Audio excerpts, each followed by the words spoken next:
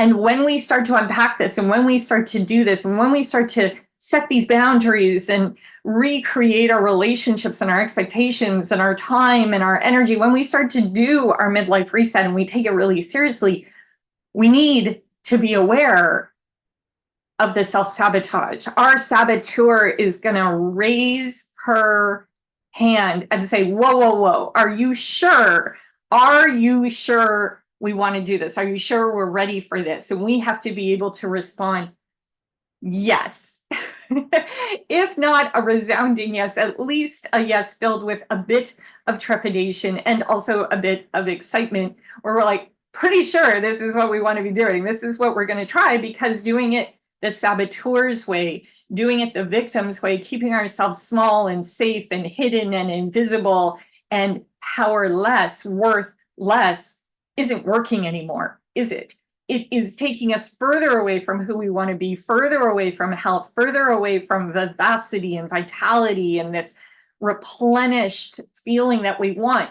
How can we pour ourselves into something when we've got nothing to pour? So the self-sabotage will happen. And that's where all the work that we've done, starting right back in spiral 1, being aware of our neurological load, being aware of our trauma, being aware of our somatics and how our body is feeling, and getting into our bodies and experiencing the spaciousness and expansiveness of being in our whole neurology, being in self and core energy. This experience of being here will help us to navigate the inevitable self-sabotage that will come up as our parts and our trauma freak out that we are being seen, that we are moving forward, that we are doing our soul mission. And that's okay. Just know that it is inevitable. It is part of the process. Our trauma will tell us, so special. Our trauma will tell us that it should be linear, that it should be a straight line, up and up and up and up and up, and always forward, always moving ahead. And this is called perfection. Remember, in our parts, it's all or nothing.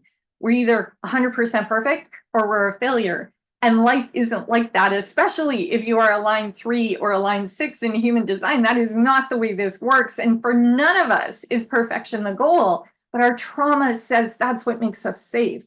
So we yearn for it. We strive for it. We try to be as perfect as possible. And then when life's on us and we aren't perfect, something doesn't go the way that we wanted it to, our manifestation doesn't happen exactly the way that we think it should, when it isn't exactly the way that our trauma has told us that it must be to be safe and successful, we feel like failures. And just know that that is trauma. That's all that is. It sounds very convincing. It sounds like maybe that's the way it should be, but it is not the way that it is. Real life is 2 steps forward, 1 step back. 3 steps forward, 4 steps back.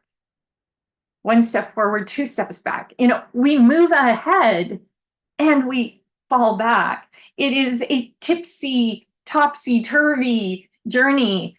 And as long as, and I think this is why it's so important and why I always talk about having goals, having intentions, having a place we're moving toward, we need to know that we're moving toward our destiny. We need to know that we are moving toward our mission, toward who we're meant to be, toward our soul purpose. If we get caught up in the mundane, in the day-to-day details, if we let those spiral out of control, if we never get on top of it, if we never get on top of our day-to-day routine, if we never get on top of what's needed to make us healthy, we will never have time to be missional, because we're going to be consumed by the drama of a life that's out of control, which is the most beautiful, powerful form of self-sabotage, to keep our lives so chaotic and dramatic and filled with victimhood and, you know, just hard interactions and horrible things happening, that there is no time for mission. That is self-sabotage. Thinking we have to do it perfectly is self-sabotage. So just be ready for it, because it's going to happen, and it's probably happening right now. And part of our daily routine has got to be rooting out and unearthing and shifting and changing our relationship to self-sabotage. So then instead of seeing it as one more failure, we see it as an inevitable part of the process and actually an indicator of success. So can you allow your self-sabotage, your saboteur, to show you where you're being tempted off your path, where you have diverted from your path, and then use that energy to actually come back to center, come back to core, come back to the path that is leading inevitably to your destiny.